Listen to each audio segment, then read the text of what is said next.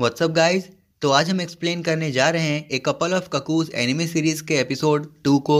So let's start. Episode 2 के start होते ही हम देखते हैं कि नागी अपने फैमिली के साथ बैठकर खाना खा रहा होता है।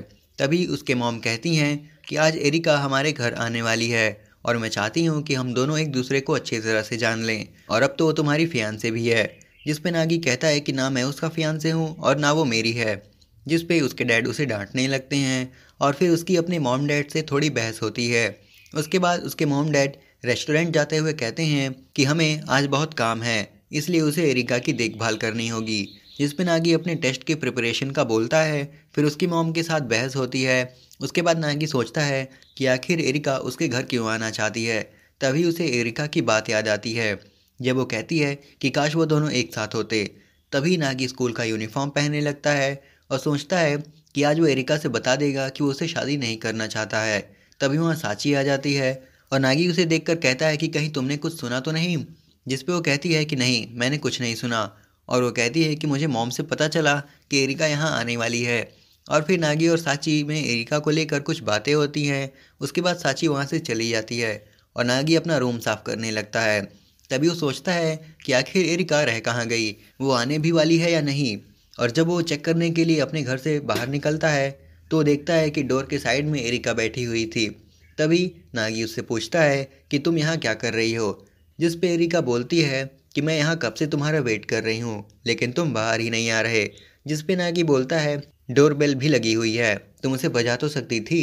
जिस पे एरिका कहती है कि वो मुझे पता ही नहीं था। उसके बाद वो घर में आते हैं। तभी नागी एरिका को कहता है कि तुम यहाँ कहीं भी बैठ सकती हो, और एरिका जाकर बुक शेल्फ पे बैठ जाती है। तभी नागी कहता है कि तुम वहाँ क्यों बैठी हो और तुमने अपने जूते क्यों नहीं उतारे, तुम्हें जूते उतार के आने चाहिए। उसके बाद एरिका नागी के साथ नीचे बैठ जाती है। तभी नागी सोचता है कि वो एरिका को कैसे बताए कि उसे शादी तोड़ना चाहता है। तभी एरिका कहती है कि तुम मुझे अपना घर दिखाओ। तो नागी कहता है कि तुम अगर घर देखना चाहती हो तो तुम खुद ही देख लो। जिस पे एरिका कहती है कि तो तुम्हारा घर है कहाँ। जिस पे नागी कहता है कि कहाँ का क्या मतलब, तुम मेरे घर में ही हो। और वो थोड़ी शॉक हो जाती है। उसके बाद नागी अपना घर एरिका को दिखाता है और वो काफ़ी कंप्लेंट करती है कि तुम्हारा बात तब छोटा है, तुम्हारा ये कैसा घर है। उसके बाद वो कहती है कि तुमने तो मुझे अपना घर दिखा दिया, उसके लिए थैंक यू। उसके बाद एरिका नागी को अपना घर दिखाने ले जाती है। तब एरिका कहती है कि ये उसके 4 घरों में से एक है और ऐसे 3 घर उसके बाहरी देशों में हैं। उसके बाद एरिका नागी को अपना घर दिखाती है जो कि काफ़ी बड़ा था। नागी उसके घर का बाथटब देख के कहता है कि ये तो मेरे बाथटब से भी बड़ा है।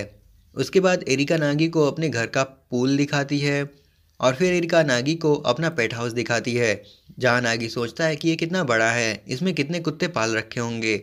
और फिर वो सोचता है कि उसका घर काफ़ी बड़ा है और मेरा घर इतना छोटा है।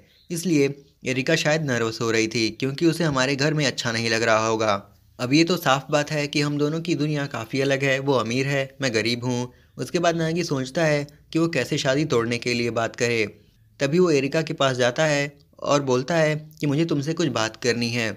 जिस पे एरिका कहती है कि अगर तुम शादी की बात करने वाले हो तो मुझे तुमसे शादी नहीं करनी, और तुम मुझे सुबह से काफ़ी नर्वस दिख रहे हो तो इसलिए मुझे लगा कि तुम प्रपोज़ करने वाले हो। जिस पे नागी कहता है कि नहीं, मैं तुम्हें प्रपोज़ नहीं करने वाला था। तभी नागी पूछता है कि अगर तुम्हें मुझसे शादी नहीं करनी तो तुम मेरे घर पे क्यों आई थी।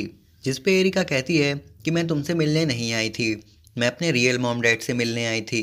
जिस पे नागी कहता है कि अगर तुम्हें उनसे मिलना था तो तुम रेस्टोरेंट में जाकर भी मिल सकती थी। उसके बाद हम देखते हैं कि वो दोनों रेस्टोरेंट जाते हैं। उसके बाद उसकी मॉम डैड उन दोनों का स्वागत करते हैं और फिर कुछ खाने के लिए कहते हैं। जिसके बाद एरिका और नागी एक टेबल पे बैठ जाते हैं और एरिका इधर उधर काफ़ी घूर के देख रही थी।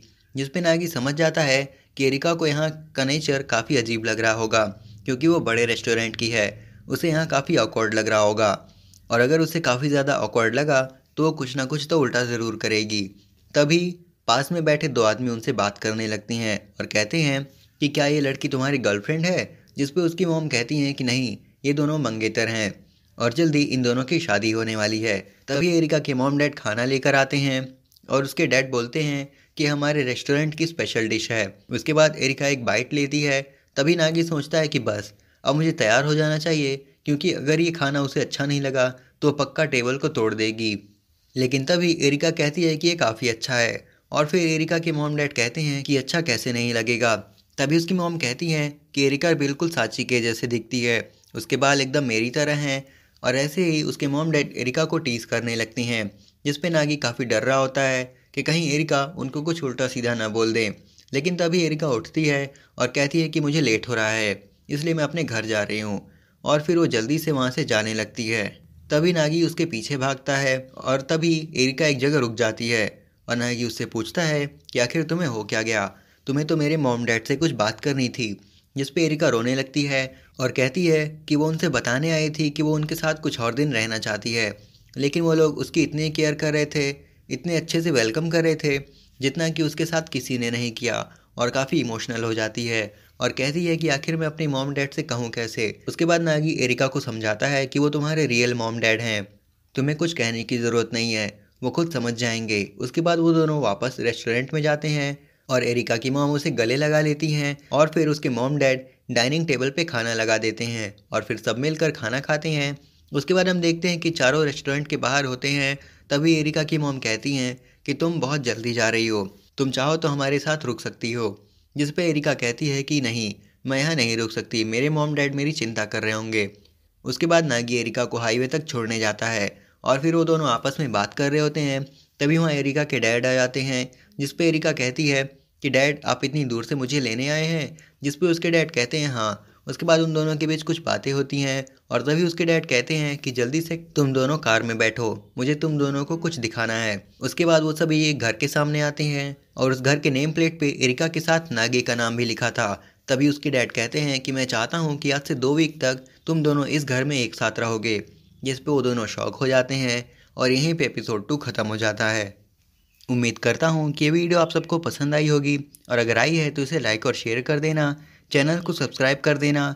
मैं मिलता हूँ आपसे नेक्स्ट वीडियो में, तब तक के लिए सायोनारा।